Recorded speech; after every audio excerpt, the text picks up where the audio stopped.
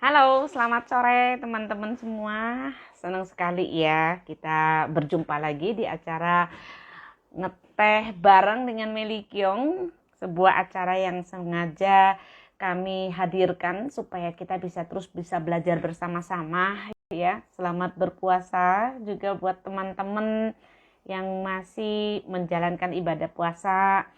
Dan saya pribadi merasa salut banget ya buat teman-teman yang sudah bisa hadir dan kita bisa berbagi bersama. Halo, selamat sore Yanti, selamat sore Angel. Dan nanti kita akan ngobrol sama Yulia gitu ya. Apa sih yang harus dilakukan? Apa sih yang dimaksud dengan mix education seperti itu ya? Kita akan ngobrol sama Yulia.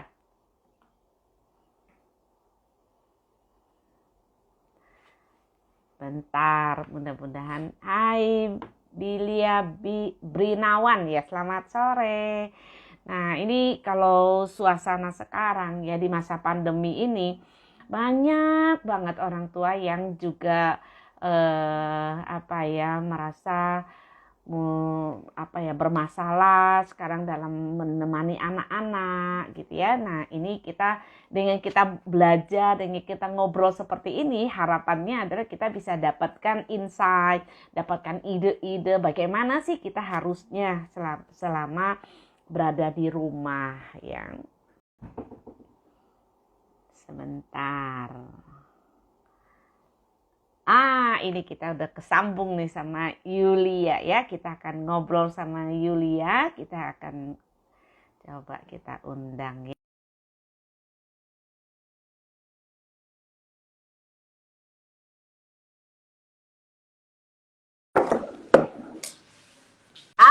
Akhirnya ketemu juga. Halo Yul, selamat sore. Halo, halo Bu. Aduh, masih berkegiatan-kegiatan terus ya Yul? Hari ini sih kebetulan aja Bu lagi keluar kerja dari kantor gitu. Tapi biasanya sih tetap kerja dari rumah. Biasanya seminggu sekali sih Bu Meli. Sekarang kantornya di mana Yul? Lokasi kantornya Bu untuk Ya, sekretariatnya yayasan di ya. Jakarta Selatan Bu Meli. Oh, Jakarta Selatan. Oke, Ya, apa kabar? Puasanya bagus Yul? Alhamdulillah lancar. Bu Meli Ya, sehat? ya, sehat-sehat. Aduh, terima kasih banyak ya Yul. Di tengah kesibukan Yuli masih mau berbagi dengan kami ya, Wah, gitu. seneng banget Bu Meli diajakin. Aku yang makasih kesempatannya. Ya, aku soalnya waktu kita ngobrol di acaranya kultur parenting itu gitu ya. Jadi ya saya rasa bahwa apa yang bermanfaat itu harus kita sampaikan seluas-luasnya gitu ya. Dan saya mengikuti perkembangan keluarga kita ini luar biasa sekali gitu ya. Nah, mungkin gini Yul, hari ini kan topiknya kita pengennya yang blend ini, maksudnya blend parenting itu seperti apa sih gitu mungkin suasana sekarang sih jujur aja ya saya rasa guru juga stres, orang tua juga stres gitu ya dengan kondisi sekarang ini gitu. Nah, bagaimana sih keluarga kita nih kan pasti saya lihat tuh aktif sekali dan sangat kreatif dan inovatif ya tentunya gitu. Nah, kira-kira mungkin boleh cerita sedikit gitu bagaimana sih kita sebagai orang tua nih gitu ya yang mesti partisipasi di dalam dunia pendidikan itu seperti apa Yul? Boleh cerita sedikit lah tentang keluarga kita tuh apa, programnya rangkul-rangkul itu apa supaya nanti orang-orang yang mendengarkan siapa tahu nanti dia tertarik dan bisa bergabung dengan Yulia. Silakan Yul. Oke, Bu Meli, terima kasih banyak. Selamat sore. Teman-teman, apakah saya suaranya terdengar jelas? Jelas, jelas, Jelas jelas. ya? Oke, Alhamdulillah. Ya. Jadi, kalau di keluarga kita nih sebetulnya sama seperti komunitas atau organisasi pendidikan keluarga lainnya. Sama juga seperti yang Bu Meli luar biasa lakukan gitu ya di menata keluarga ini gitu.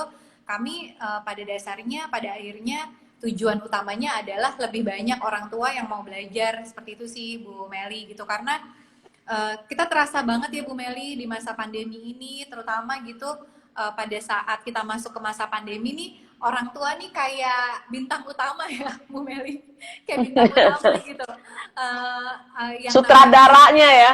betul, Sutradara betul. atau bintangnya nih? Bintangnya kayaknya Bu Meli, bintang Oh, utama nih, bintangnya ya. bintang utama gitu kan. Em, Uh, di mana tiba-tiba sekolah pindah ke rumah gitu ya, di mana tadinya ruang keluarga itu yang biasanya buat tempat main, ngumpul aja gitu ya, tapi sekarang jadi ruang kelas juga gitu. Kemudian orang tua dengan segala kehebohan hari-harinya gitu, yang ya jadi menjalankan peran sebagai pengurus rumah tangga gitu ya, juga bekerja dan sebagainya, tiba-tiba jadi guru juga gitu kan. Nah itu kan gimana nih ya para orang tua nggak jadi bintangnya gitu ya di masa pandemi ini kalau konteksnya berkaitan dengan pendidikan gitu. Nah dari situ terasa banget ya Bu Meli gitu, terasa banget pentingnya gitu ternyata selama ini tuh keterlibatan orang tua dalam pendidikan. Intinya tiba-tiba nih yang namanya nyerahin pendidikan ke guru atau sekolah tuh jadi sangat-sangat tidak relevan gitu ya. Mungkin dulu waktu sebelum pandemi itu masih ada gitu orang tua yang mikirnya udahlah kalau urusan pelajaran anak, urusan pendidikan, urusan sekolah-sekolah, udah itu pokoknya urusannya guru sama sekolah aja gitu ya. Kita kan orang tua udah sekolahin anaknya di situ gitu kan, udah bayar gitu kan, jadi harusnya kita nggak usah pusing-pusing lagi ngurusin apakah anak kita tuh belajarnya bener apa enggak, apakah mereka tuh ngerti pelajaran yang didapat gitu ya, apakah bisa dapat manfaat dan kemudian bisa terbangun kompetensinya gitu ya lewat proses belajarnya gitu. Tuh dulu mungkin masih banyak dari kita yang merem aja gitu ya, bodo amat, karena sebenarnya bukan bodo amat ya, tapi lebih kepada nggak tahu sih caranya gimana sih untuk terlibat dalam proses pembelajaran. Nah, tiba-tiba kan pandemi datang nih, Bu Meli gitu kan. Nah, pandemi datang nih, kita ibaratnya nih kayak orang tua nih, kita dijorokin ya Bu ya, diceburin gitu. Nah, ini dia nih ya, anaknya yang selama ini kita antar ke sekolah, terus nanti siang kita jemput gitu ya, ataupun pulang sendiri, tiba-tiba ada di hadapan kita gitu ya, dan kita sendiri yang harus mendampingi mereka secara penuh untuk menjalankan proses belajarnya. Nah, kalau dari situasi ini aja sebetulnya gitu ya Bu Meli, sudah tidak relevan lagi sih kalau kita sebagai orang tua tuh bodo amat gitu ya, atau nggak mau belajar, nggak mau tahu gitu ya, atau nyerahin aja gitu proses pembelajaran tuh sepenuhnya kepada guru dan sekolah gitu. Jadi kalau yang tadi Bu Meli, balik lagi ke pertanyaannya Bu Meli, jadi apa sih sebetulnya yang keluarga kita lakukan gitu ya, apa sih yang keluarga kita lakukan itu yang ya kalau ditanya satu hal aja sebenarnya apa sih yang keluarga kita lakukan gitu ya, itu ya kita sebenarnya intinya tujuannya pada akhirnya lebih banyak orang tua yang mau belajar itu sih Bu gitu, karena kan sebuah kenyataan ya bahwa kita tuh sebagai orang tua nggak serba tahu semua hal gitu. Sebuah kenyataan juga bahwa zaman tuh berkembang gitu ya. Kita bertahun-tahun sih berperan sebagai anak. Jadi kita mikirnya tahulah kita gimana caranya nanti kalau jadi orang tua kita mengasuh anak gitu. Tapi kenyataannya kan zamannya berkembang nih Bu gitu kan. Sederhana aja gitu di masa pandemi ini. Mungkin kalau disamain kayak kita dulu gitu, belajarnya pakai buku gitu. Nah sekarang tuh belajarnya semuanya pakai teknologi gitu kan. Itu aja tuh kita udah ngeblank duluan tuh sebagai orang tua gitu ya. Nah jadi bahwa gitu ya tujuannya pada akhirnya lebih banyak orang tua yang belajar, itu masih jadi pegangan kita sih Bu Meli dengan berbagai cara ya gitu. Saya yakin Bu Meli juga teman-teman di Menata Keluarga tuh juga intinya satu kan gitu, yuk belajar bareng yuk gitu. Dan ternyata dan ternyata Bu Meli gitu untuk membuat kita ini sebagai orang tua mau belajar tuh susah ternyata Bu gitu. Ternyata dan semua dari kita tuh meskipun kita punya banyak tantangan dan kesulitan sehari-hari gitu ya, tapi itu belum cukup ternyata untuk mendorong kita untuk punya kesadaran untuk mau belajar gitu. Itu sih yang jadi concernnya kami dan kami perjuangkan setiap hari gitu ya, gimana sih caranya mengajak lebih banyak orang tua untuk mau belajar, gimana sih supaya proses belajarnya itu nyaman buat orang tua, nggak merasa dihakimi, nggak merasa digurui gitu ya, tapi jadi sebuah support system atau komunitas orang tua yang pada akhirnya memang kita tujuannya untuk bantu satu sama lain sih gitu. Itu sih Bu Meli. Iya. Jadi saling berbagi pengalaman ya gitu. Nah sebenarnya kayak gini Yul, kita masih ingat ya ketika kita bersama-sama kita berkunjung ke Singapura waktu itu gitu kan. Dari situ kan saya kan selalu bilang kayak gini, sebenarnya yang dilakukan oleh keluarga kita itu tidak kalah kerennya loh dengan apa yang mereka lakukan di sana gitu kan gitu. Wah, ya kalau kita lihat dari komposisinya nih ya, saya tanya nih ya Yul dengan guru-guru di sana gitu ya. Nah waktu kita berkunjung itu kan kelihatan wah semua yang dikasih lihat kan yang bagus-bagus aja gitu kan Yul gitu. Nah, kira-kira kalau dari 1.000 murid gitu ya, 1.000 murid, orang tua yang bisa berkumpul tuh sekitar 10-20%, ya kan nggak ada bedanya dengan Indonesia gitu ya, gitu. Betul. Nah, justru kalau menurut saya komunitas kamu tuh yang keluarga kita itu benar-benar step ahead gitu ya. Terus kalian itu kalau aku ngeliat tuh gimana ya, mungkin lebih banyak orang tua milenial juga gitu ya, sehingga kalian tuh sangat prepare banget gitu dengan masalah teknologi. Nah, tadi saya mau ngambil poinnya bahwa kamu itu bagaimana mengajak orang tua itu untuk mendampingi ya, mendampingi itu kan poinnya, mendampingi sebenarnya ini adalah kesempatan ya orang tua itu. Kalau buat saya pribadi, orang tua yang sekarang di masa pandemi ini, kalau dia bisa menggunakan waktunya dan kesempatan itu dengan baik ya Yul, wah saya yakin banget dia akan menghasilkan anak-anak yang sangat luar biasa sekali ya gitu. Nah namun Yul, kenyataannya banyak sekali ya teman-teman guru yang bertanya sama saya Yul, gitu, bertanya sama saya, Bu Meli ini gimana ya, selama ini banyak sekali loh anak-anak murid saya yang dibawa KKM. Ya, yang selama ini dibawa KKM. Tapi kenyataannya sekarang semuanya nilainya bagus-bagus. Nah, pertanyaannya, apakah orang tuanya mendampingi atau orang tuanya yang mengerjakan tugas anaknya? Nah, seperti ini gimana nih tanggapannya Yuli? Betul Bu, Yulia. itu memang banyak menjadi kendala ya Bu Meli gitu. Apalagi dengan salah satu hal yang paling banyak dipertanyakan oleh orang tua gitu, sebetulnya dengan proses PJJ ini gitu ya, sekarang ini tuh proses cara menilai hasil kerja anak tuh seperti apa sih gitu. Dan dari mana guru tahu bahwa uh, bahwa anak tuh betul-betul belajar gitu ya di rumah gitu, dan bagaimana apa yang mereka hasilkan itu apakah betul-betul hasil kerjanya mereka sendiri atau dikerjakan oleh orang tuanya gitu. Nah itu dia makanya kenapa penting sekali gitu ya pada akhirnya tuh menjembatani dan mengedukasi orang tua gitu ya, kenapa sih di masa apapun sih, bukan cuma di masa pandemi gitu ya, ini kan sebetulnya dengan adanya kekhawatiran bahwa ternyata apakah anak-anaknya tugasnya dikerjakan sama orang tuanya, ini kan karena tidak ada kesadaran gitu ya bahwa sebetulnya dalam proses pembelajaran ini tuh anak-anak kita tuh membutuhkan proses pembelajaran yang membutuhkan dukungan orang tua, dan bentuk dukungan orang tuanya itu bukan dikerjakan tugasnya gitu, karena itu akan membahayakan capaian belajarnya mereka gitu. Nah tapi kan orang tua nggak punya kesadaran ini Bu Meli gitu.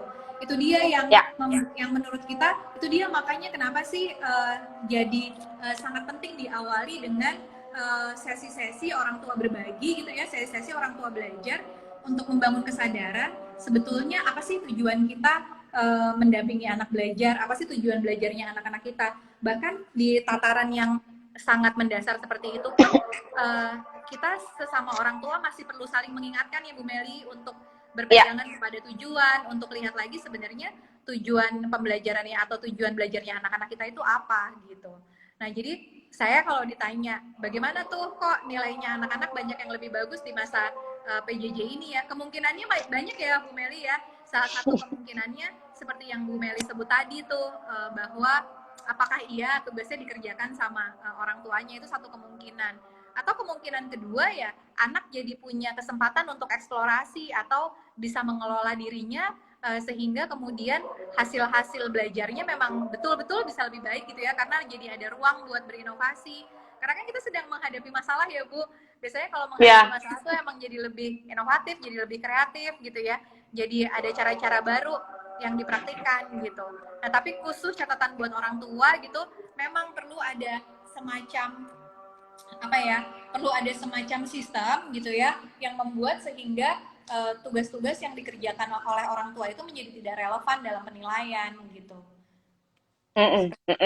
Ya, ya, artinya orang tua juga mesti tahu juga ya bahwa tujuan belajarnya tuh apa gitu ya. Mungkin Betul. selama ini kan nggak tahu nih gitu. Nah, kita positive thinking aja lah bahwa selama ini orang tua kan masih mendefinisikan bahwa yang namanya pendidikan itu adalah anak sekolah di satu ruangan dan di depannya ada guru. Kayak gitu definisinya pendidikan seperti itu. Nah, padahal kan kita selalu tahu ya gitu bahwa Ki Hajar Dewantara kan selalu bicara tentang trisentra pendidikan gitu ya.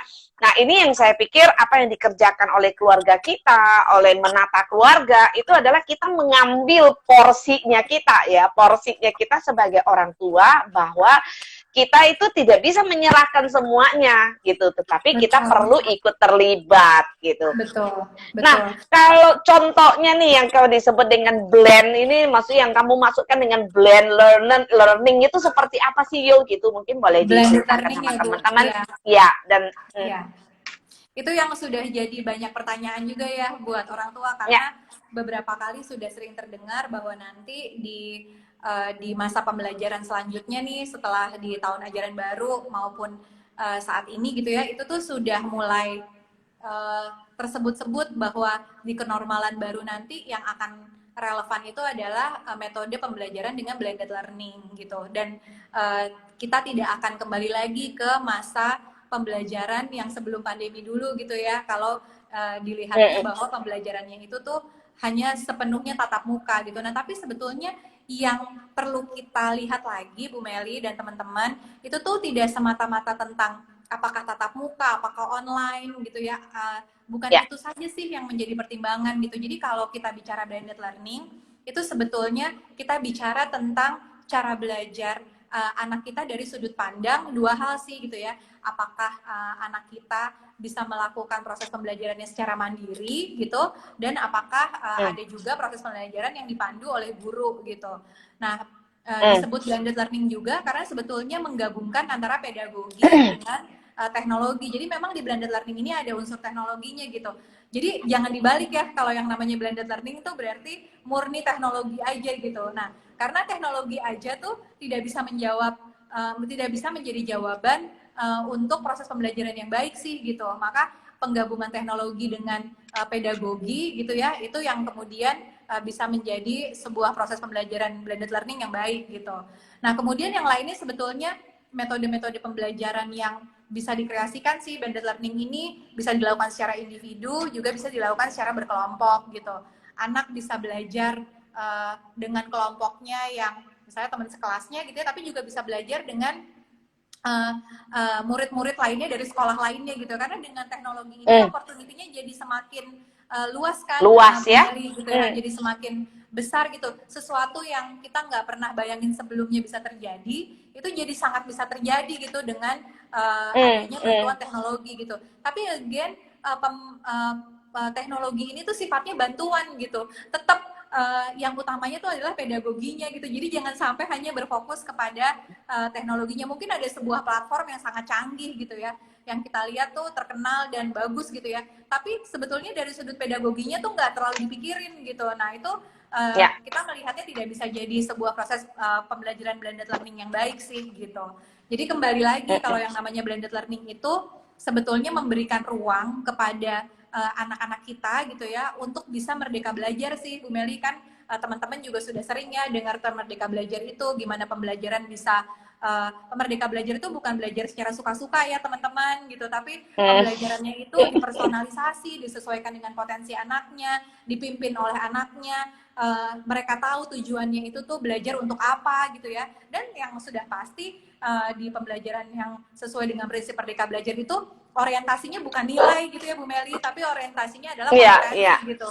Sebagaimana kita udah sering bahas panjang lebar juga ya, prihatin sekali kalau pada akhirnya capaian-capaian belajar anak kita itu, kita sebagai orang tua masih hanya mengutamakan nilai gitu. Kita pernah bahas Ya, juga ya Bu Meli gitu. Sebenarnya tidak ada ya, yang salah sih dengan nilai gitu ya, tapi sayangnya nilai itu seringkali tidak cukup untuk mewakili kemampuan anak kita gitu. Jadi ya, kalau kita sebagai orang tua masih aja gitu ya kembali berorientasi pada nilai gitu, sayang sekali potensi anak-anak kita itu tuh tidak bisa semuanya terakomodir gitu ya. Makanya kenapa penting sekali untuk bisa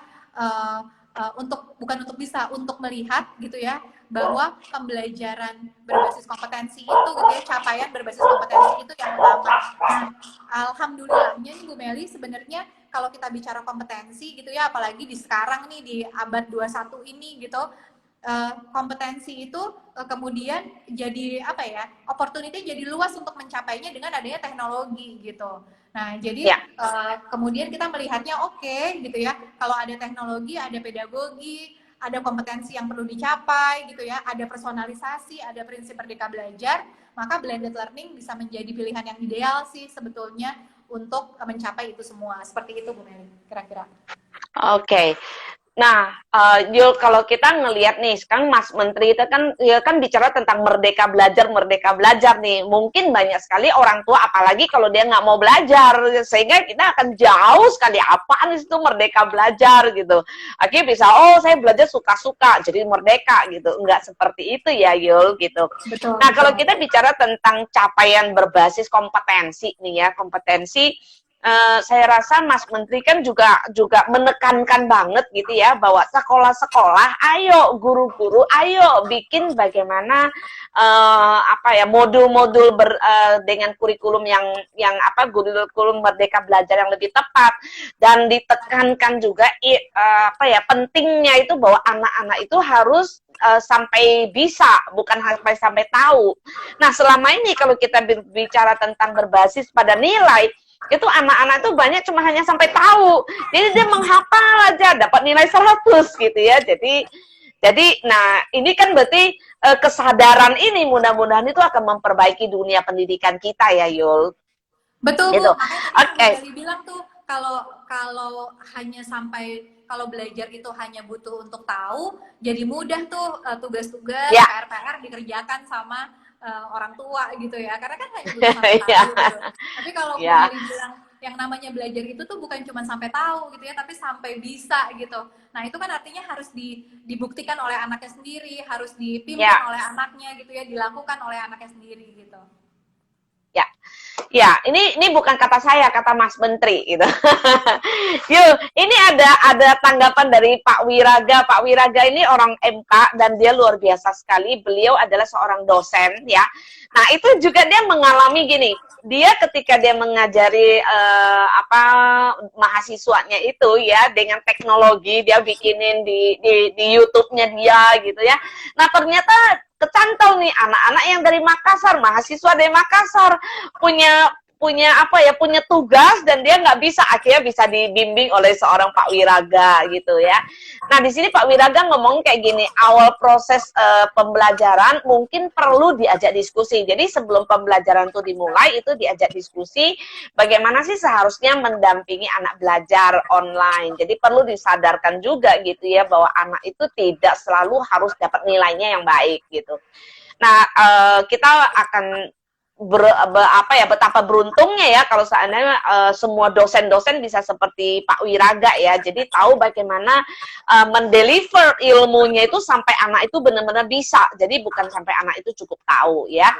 Ini ada pertanyaan sedikit yang mungkin tidak begitu sesuai sih dengan topik kita ya, tapi ya silakan Yulia boleh jawab. Di Febrianti kelihatannya kalau tadi saya lihat sih sepertinya masih muda sekali. Bagaimana sih membangun keluarga yang harmonis? Silakan Yul. Waduh, ini jawabannya kayaknya kita harus sambil ngopi-ngopi 2 hari nih kayaknya. Panjang sekali, tapi pada prinsipnya gini sih Bu Meli.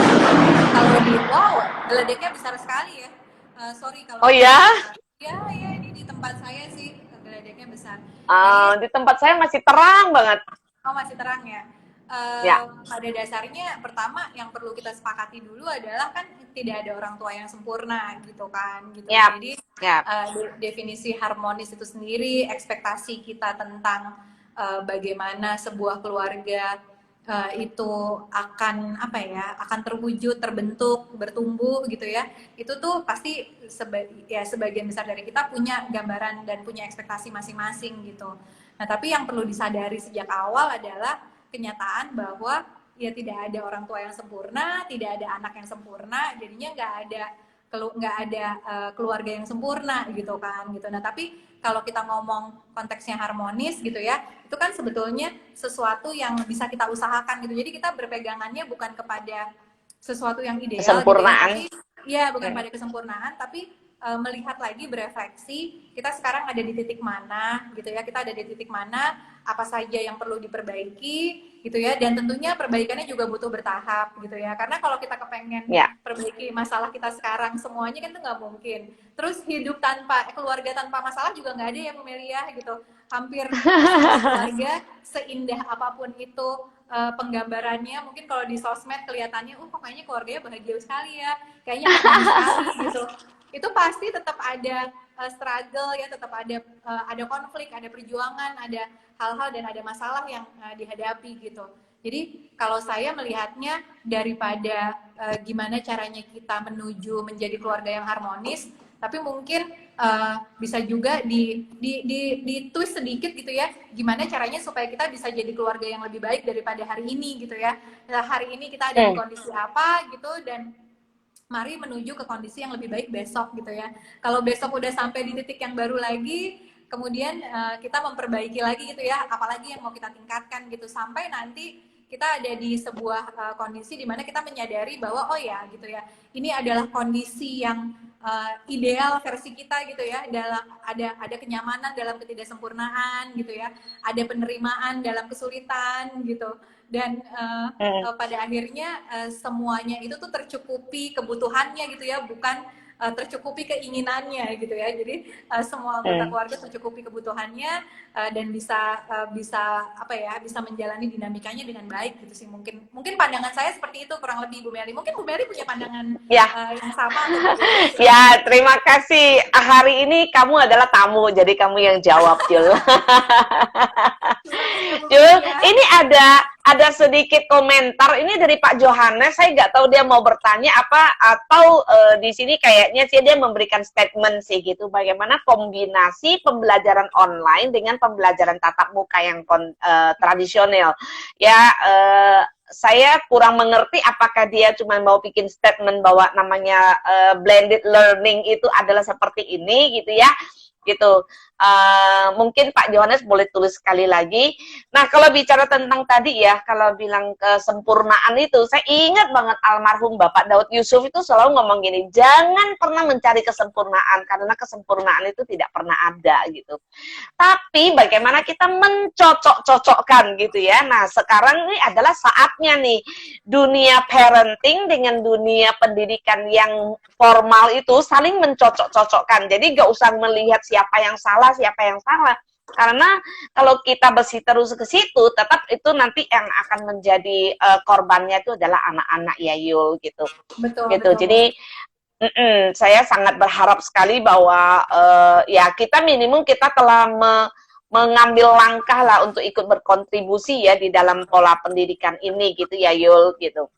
Betul, betul, betul. Nah, terus mungkin gini, Yul, tadi kan kamu sudah memaparkan yang namanya blended learning itu seperti apa, bagaimana orang tua menjadi pendampingnya gitu ya. Nah, waktu itu saya senang sekali dengan contoh yang kamu berikan, misalnya itu dengan cara anak disuruh timbang atau kayak gimana, mungkin boleh diceritakan sekali lagi supaya teman-teman tahu, oh yang namanya blended learning itu seperti ini, contoh yang realnya gitu, Yul.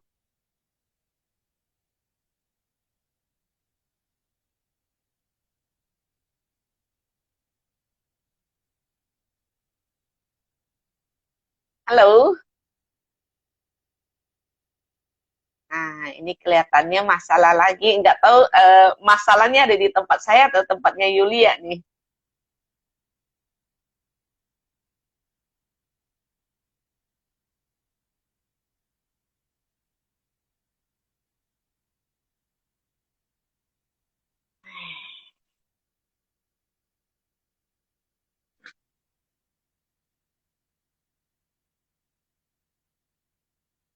Halo Yul. Halo Yulia.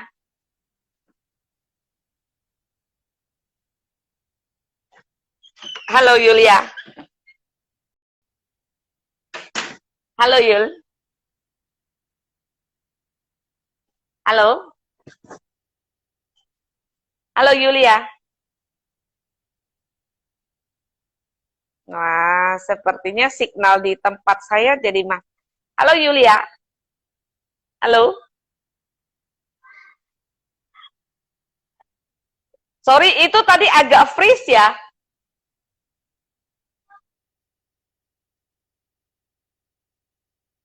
Signal di tempat saya masalah kayaknya nih Yul.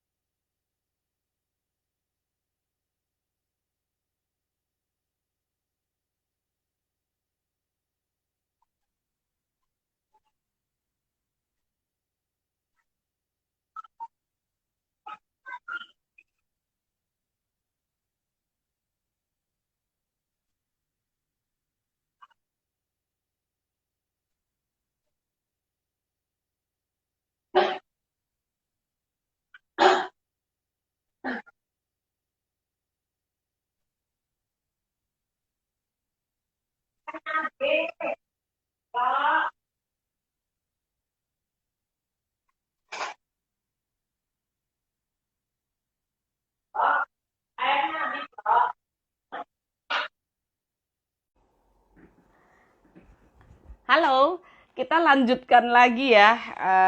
Sayang sekali, saya obrolan kita sama Yulia itu luar biasa sekali. Jadi kita bisa banyak banget belajar dari Yulia karena beliau adalah praktisi yang sangat luar biasa dalam membentuk komunitas keluarga kita ya. Kita ulangin lagi, kita lanjut lagi ya.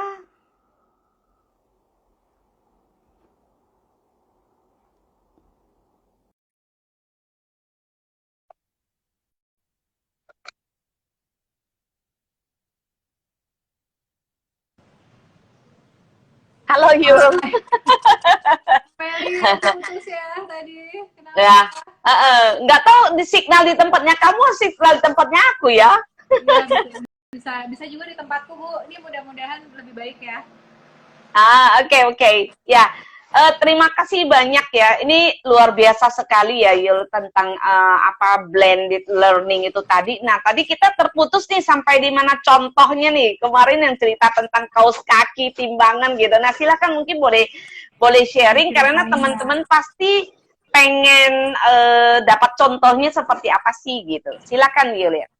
Iya Bu, jadi salah satu hal yang sangat istimewa sebetulnya dari PJJ ini gitu ya, mungkin teman-teman orang tua di sini gitu merasakan ya jungkir baliknya ada gitu ya, jungkir baliknya ada gitu, tapi juga bisa melihat sisi lain gitu dari proses pembelajaran gitu kan. Kita sering dengar juga ya, wah ternyata jadi guru susah ya gitu.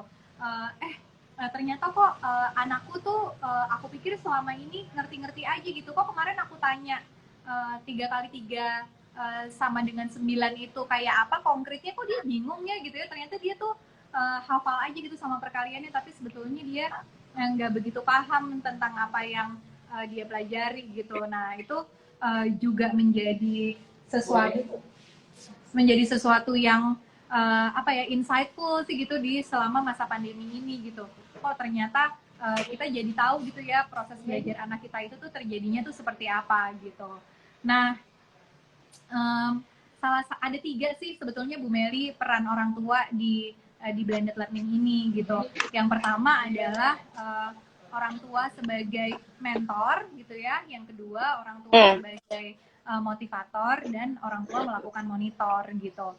Nah berkait dengan orang tua sebagai mentor gitu ya, itu artinya orang tua gitu ya menjalankan peran-peran sebagai mentor ya Bu Meli. Kalau kita sebagai mentor itu kan kita mendampingi, kita memandu gitu. Yang perlu jadi catatan adalah yang sudah pasti kita tidak mengambil alih gitu. Nah ini biasanya suka susah nih buat orang tua gitu ya, yang namanya mendampingi belajar, yang namanya terlibat tapi tanpa mengambil alih itu tuh masih kadang-kadang suka nggak kebayang gitu. Kenapa sih kita harus tempatkan titik berdiri kita itu memang di titik berdiri yang tepat ya sebagai mentor itu gitu. Artinya kita jadi tahu gitu ya bagaimana memandu anak-anak kita dalam belajar gitu. Itu sih yang pertama, itu sebagai mentor. Nah kita harus mengenali ya Bu Meli, kalau kita sebagai mentor tuh ibaratnya pemandu tuh kan harus tahu duluan gitu ya anak kita belajar menggunakan alat apa yang dipelajari, tahu tujuan belajarnya apa gitu. Karena kalau sebagai mentor kita nggak tahu tujuan belajarnya apa, kalau kita nggak tahu alat-alat yang digunakan apa, cara menggunakannya gimana mau jadi pemandu gitu kan. Itu namanya juga pemandu gitu. Kalau pemandu tuh pasti lebih tahu sebenarnya. Kita nggak harus menguasai pelajaran anak-anak kita, tapi paling tidak kita bisa mengarahkan mereka bagaimana cara mereka melakukan proses pembelajarannya. Itu satu. Nah yang kedua tadi yang saya sebut adalah orang tua menjadi motivator. Iya gitu. Betul. Nah sebetulnya kita sendiri tuh percaya ya Bu Meli, kalau yang namanya motivasi gitu ya, itu tuh tidak bisa diberikan gitu. Yang namanya motivasi itu tuh tidak bisa disuntikan gitu ke seseorang gitu. Motivasi itu ya datangnya dari dalam diri gitu ya, motivasi internal gitu. Nah jadi peran orang tua berkait sebagai motivator ini sebetulnya yang lebih utama adalah gimana caranya kita membangkitkan motivasi anak kita gitu. Kita harus mencari cara supaya kita bisa membangkitkan motivasi anak-anak kita gitu. Caranya gimana? Caranya dengan cara mengenali ya kebutuhan belajar anak kita tuh gimana, anak kita tuh tipe pembelajaran kayak bagaimana sih gitu. Nah ini semua kan hanya bisa kita lakukan dengan adanya PJJ ya, dan nantinya akan berpindah menjadi blended learning gitu. Kalau dulu tuh mungkin kita bisa jadi bodo amat ya Bu Meli ya, anak kita mau belajarnya gayanya gimana kayak gitu ya, yang penting mereka kita antar ke sekolah, pulang-pulang udah pinter gitu ibaratnya gitu. Nah, tapi dengan sekarang belajarnya ada di depan matanya kita sebagai orang tua gitu ya, kita jadi harus tahu gitu kan ya gaya belajar anak kita tuh seperti apa, terus dengan gimana sih caranya membangkitkan motivasi mereka gitu ya gitu. Nah kemudian kita juga harus tahu sih gitu ya bagaimana apa saja hal-hal yang membuat mereka tuh jadi excited gitu ya, jadi menjalani proses belajarnya itu tuh dengan dengan baik gitu. Nah terus kemudian Bu, berkait dengan peran kita sebagai motivator, yang perlu juga jadi perlu juga jadi catatan kita sebagai orang tua kan. Jadi orang tua tuh kan nggak ada liburnya ya Bu Meli gitu. Ibaratnya ini kita nggak bisa cuti dulu gitu, kita nggak bisa udahan dulu gitu, nggak bisa cuti, nggak bisa udahan dulu gitu. Nah, jadi udah aku nggak mau jadi orang tua dulu nggak ada cutinya Bu gitu ya. Jadi memang penting banget sih untuk yang namanya kita tuh berbagi peran ya Bu gitu. Jadi membangkitkan motivasi anak pun kita perlu gantian gitu Bu, perlu ada istirahatnya, perlu gantian sama yang sama yang lainnya gitu. Nah jadi apa namanya, kita penting banget sih apa namanya, buat kita tuh berbagi peran. Siapa yang nanti misalnya nih kalau saya sama suami, siapa nih yang ngurusin urusan aplikasi-aplikasinya gitu ya, siapa yang nanti yang monitor gitu ya, apakah tugasnya sudah dikerjakan atau belum, terus dukungan apa sih yang dibutuhkan dari kita, apakah ada alat-alat yang harus disiapkan gitu ya, itu kita perlu berbagi peran Bu, karena kalau enggak kita kelelahan, dan orang tua yang kelelahan ya pada akhirnya nggak bisa tuh membangkitkan motivasi anak, ya orang kitanya aja capek gitu kan ya, gimana kita mau membangkitkan motivasi anak kita gitu. Nah jadi salah satu yang istimewa juga dari PJJ ya Bu, terlepas dari begitu banyak masalah gitu ya, mungkin banyak juga teman-teman orang tua yang aduh semenjak PJJ ya hubungan di keluarga aku malah jadi nggak harmonis loh, karena kita tuh jadi nggak ada jeda gitu, kita jadi kecapean gitu ya. Nah coba kita lihatnya dari sudut pandang lain ya, justru dengan adanya PJJ ini, hal-hal yang selama ini sudah dibicarakan tentang pembagian peran, hal-hal yang selama ini kita tunda untuk diskusikan gitu ya, justru malah kita diskusikan gitu. Nah itu berkait dengan menjadi motivator.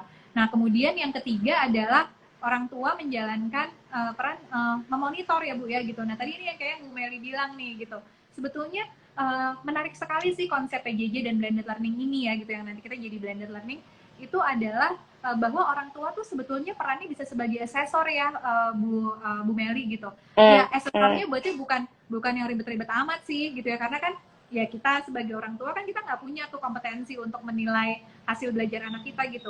Nah tapi apa yang kita amati di rumah, bagaimana kita memonitor anak kita, bagaimana kita mengobservasi anak kita, apabila informasi itu secara sistemik bisa menjadi informasi yang bisa kita sampaikan kepada guru, itu akan jadi informasi yang sangat berharga sih sebetulnya buat para guru gitu ya. Kita jadi tahu gitu, oh anak kita tuh ternyata sedang belajar tambah-tambahan gitu ya, sedang belajar tambah-tambahan. Dari gurunya sudah diajarkan caranya seperti ini gitu ya. Nah kemudian di situ ada panduan orang tua berkreativitas untuk membantu anak memahami pelajarannya, misalnya seperti itu gitu. Nah terus kita bantu tuh yang namanya 2+2 tuh gimana sih gitu ya, ada dua sendok garpu gitu ya, ditambah ada 2 sendok ditambah dengan 2 garpu, ini 2+2 gitu. Terus anak kita jadi lebih paham, itulah yang disebut dengan proses pembelajaran yang didampingi oleh orang tua gitu ya, yang bisa disesuaikan dengan konteks masing-masing kita terlibat gitu dalam proses pembelajaran ini gitu.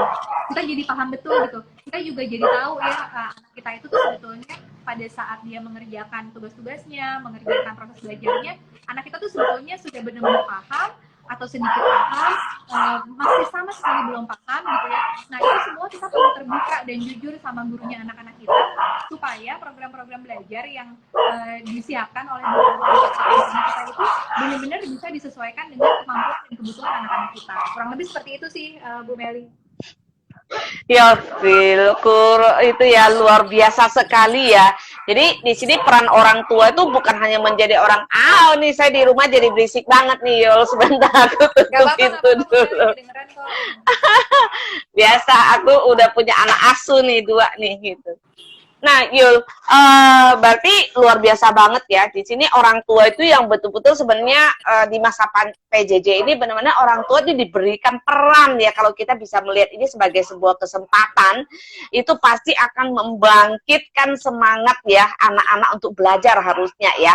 Kenapa? Karena orang tuanya itu dia jadi tidak membiarkan kalau anaknya nggak bisa ya udah serahin kepada guru. Tapi di sini orang tua tuh bisa menjadi mentor, dia bisa memandu anaknya gitu, sehingga anaknya tidak merasa dia sendirian kalau dia dalam keadaan dia nggak bisa gitu.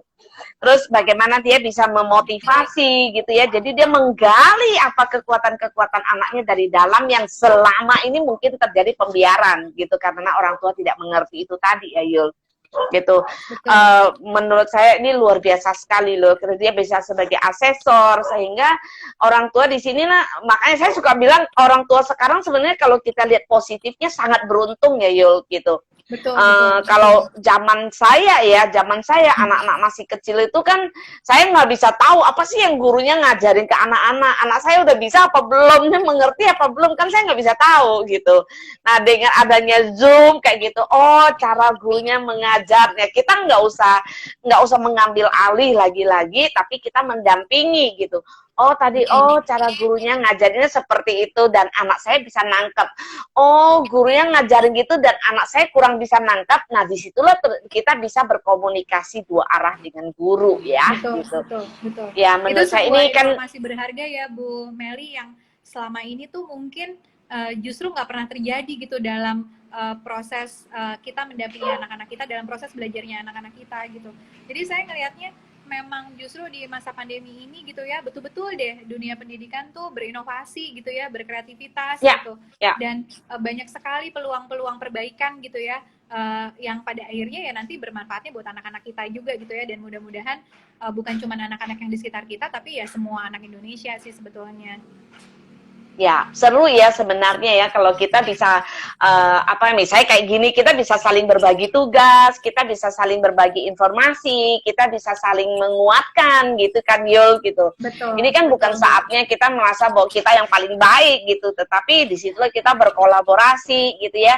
Nah mudah-mudahan nanti pendengar-pendengar yang ada di komunitas kami ataupun komunitas yang di luar sana gitu ya, nanti bisa punya kesempatan untuk join juga dengan keluarga kita supaya bisa belajarnya lebih intens lagi gitu ya. Siap. Karena kita nih Bu Meli rencananya udah mau buka rekrutmen relawan lagi.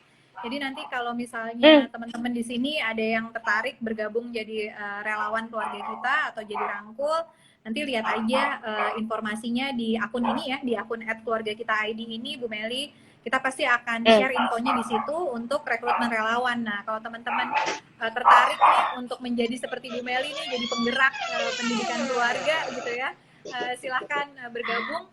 Dimanapun teman-teman berkarya, saya rasa pendidikan keluarga masih butuh lebih banyak penggerak ya Bu Meli ya gitu. Jadi mau bergerak dengan cara apapun itu pasti akan bermanfaat sih gitu. Oke. Saya nanti juga mau daftar Oke.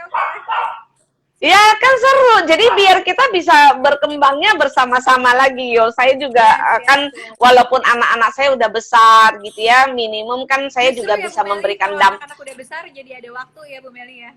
Ya, jadi enggak, maksudnya minimum kayak gini, yang namanya belajar itu kan sepanjang hayat ya Yul gitu, walaupun itu bukan untuk keluarga saya lagi, tapi kan saya bisa memberikan untuk keluarga di sekitar saya gitu kan, gitu. Oke, senang sekali Yulia, terima kasih banyak gitu ya. Oke, satu deh kata kalimat penutupnya apa yang pengen Yulia sampaikan kepada teman-teman yang lagi mendengarkan ini. Oke. Mungkin kalau satu aja gitu ya, kalau saya boleh sampaikan, saya justru kepengen menyampaikan kekhawatiran saya, tapi juga optimisme saya sih sebenarnya Bu Meli, setelah kita menjalani masa pandemi ini dan nanti mudah-mudahan kita bisa keluar dari masa pandemi ini. Satu hal sih Bu Meli, jangan sampai tuh kembali lagi ya. Iya, jangan sampai keterlibatan kita sama pendidikan, kolaborasi kita sama sekolah tuh jadi kendor gitu ya. Jangan sampai kita kembali lagi ke masa dulu gitu, di mana ya sekolah gitu ya, guru ya guru, orang tua ya orang tua gitu. Harapannya kolaborasi intens yang selama ini sudah terjadi sejak masa PJJ itu terus berlangsung ya, seterusnya gitu ya, sehingga anak-anak kita gitu ya pada akhirnya akan dapat manfaat maksimalnya dari kolaborasi antara ruang dan sekolah, seperti itu Bu Meli. Oke, terima kasih banyak Yulia, jangan bosan ya kalau nanti saya undang-undang lagi ya. Oke, terima kasih, selamat siang, mudah-mudahan selamat sore ya, bukan siang lagi soalnya sih masih cerah. Terima kasih banyak ya Yul, semoga keluarga kita tambah maju ya. Ya, terima kasih. Selamat sore. Bye.